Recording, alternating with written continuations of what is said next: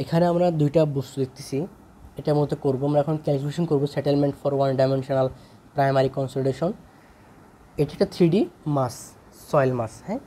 এবং এই 3D soil মাসটা সেম রেখে আমি এমনভাবে কম্প্রেস করলাম যেখানে আমার নিচের অংশটুকু শুধুমাত্র সয়েল পার্টিকেল, উপরের অংশটুকু ভয়েড।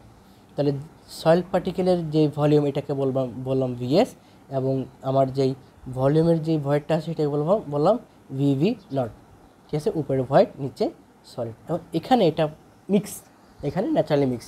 এখন আমি যখন উপর প্রেশার দিলাম, ইনিশিয়াল প্রেশারের কারণে আমার এস পরিমাণ ডিফরমেশন হয়েছে। তাহলে এই এস পরিমাণ ডিফরমেশনের জন্য আমার ডেল্টা ভি পরিমাণ ডিফরমেশন হয়েছে, তাই না? ডেল্টা ভি যে ডিফরমেশন হয়েছে এটা কার হয়েছে আসলে? সয়েলের কি হয়েছে? সয়েলের হয় নাই, হয়েছে ভয়েডের। তাহলে এই ডেল্টা ভি পরিমাণ যে আসলে সয়েল নিচে নামছে, মূলত কী নামছে? ভয়েড নামছে। ভয়েডের পরিমাণটা কমে গেছে, ডেল্টা ভি পরিমাণ, ঠিক আছে। আর এই সয়েল মাসের যে সয়েলের যে ইনিশিয়াল ভলিউম সেটা হচ্ছে ভি নট। এই এস পরিমাণ ডিফরমেশন হওয়ার কারণে, সেটেলমেন্ট হওয়ার কারণে হয়ে গেছে V1। এই চিত্রটা একটু মাথার মধ্যে এঁকে রাখতে হবে, অথবা খাতায় এঁকে রাখলে ভালো হবে, পরবর্তী কাজে সুবিধা হবে। এরপর let thickness of the clay layer, H ধরছিলাম। ক্লে লেয়ারের থিকনেস হচ্ছে এইচ, ক্রস সেকশন এরিয়া হচ্ছে A, average effective overburden pressure P nought. Overburden pressure হচ্ছে কি? P nought. তাহলে কী পেলাম? ক্রস সেকশন পেলাম এ, টোটাল হাইট পেলাম এইচ, প্রেশার পেলাম পি নট। ইনিশিয়াল ভলিউম ছিল ভি নট, ফাইনাল ভলিউম হয়েছে V1। কমে কেন কমছে? প্রাইমারি সেটেলমেন্ট হয়েছে এস পরিমাণ। আচ্ছা, তাহলে change in volume del V. Initial void volume কী ছিল? V V not. ভয়েড ভলিউম কিন্তু এই যে ভয়েডের ভলিউমটা, ঠিক আছে, এই ভয়েডের ভলিউমটা কী ছিল? ভিভি নট ইনিশিয়ালটা। ফাইনাল ভয়েড ভলিউম কী হবে? VV1 হবে। কমছে কতটুক? Change in volume of void V del V V. এই ডেল ভিভি আর এই ডেল ভি তো সেমই, জাস্ট ভিভি দিয়ে কী প্রকাশ করা হচ্ছে?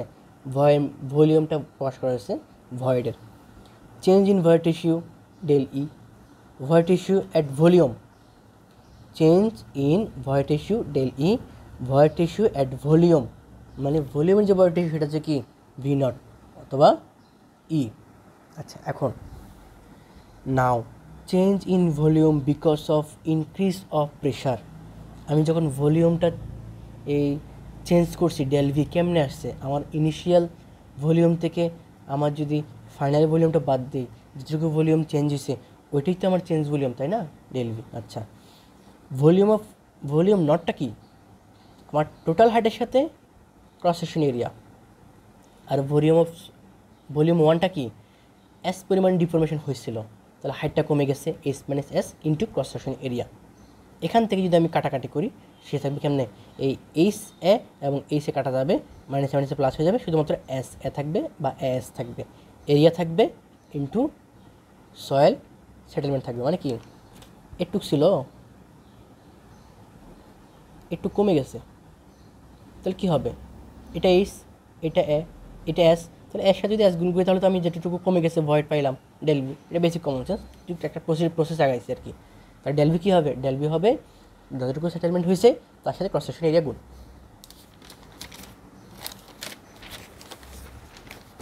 এবার চেঞ্জ ইন ভলিউম, তাহলে মানে ওটাতে দেখলাম যে সয়েলের ভলিউম চেঞ্জ হয়েছে, এখন দেখবো ভয়েডের কী ভলিউম। তাহলে চেঞ্জ ইন ভলিউম মাটির যে চেঞ্জটা হয়েছে ওটা আসলে কার হয়েছে? ভয়েডের হয়েছে, ঠিক আছে। Change in volume of void. তো ডেল ভি সমান কী লিখতে পারবো? ডেল ভি সমান লিখতে পারবো del V nought minus del ভিভি1, sorry V nought volume void initial minus volume void final. Big করলে কী হবে? হবে ডেল ভি। তাহলে কী বোঝা যায়? আমার ডেল ভি এবং ডেল ভিভি সেম। আচ্ছা, গেল।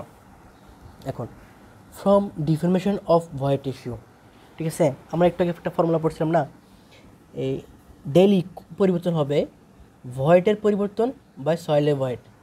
এটা কি? ভয়েড রেশিওর ফর্মুলা। এখন এখান থেকে ডেল ভিভি যদি নিয়ে আসি, ডেল ই ইন্টু ভিএস। এখন ভিএস কী হবে?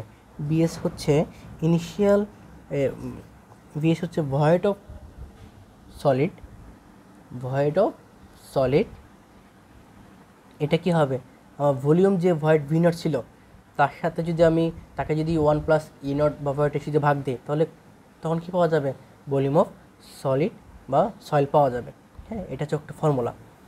আবার এখানে কী পেলাম তাহলে, ভি নট সমান কি, ভি নট মানে কি ইনিশিয়াল ভলিউম, তাহলে এরিয়া ইন্টু এইচ, তাহলে এটা আমার একটা ইকুয়েশন হলো।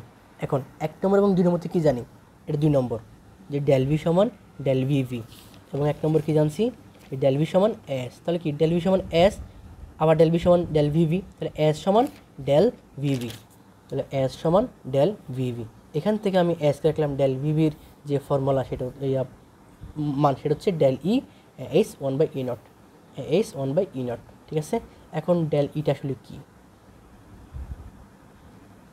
ঠিক আছে, এখানে এসটা আসলে কী এবং ডেল ইটা কি আসলে কী।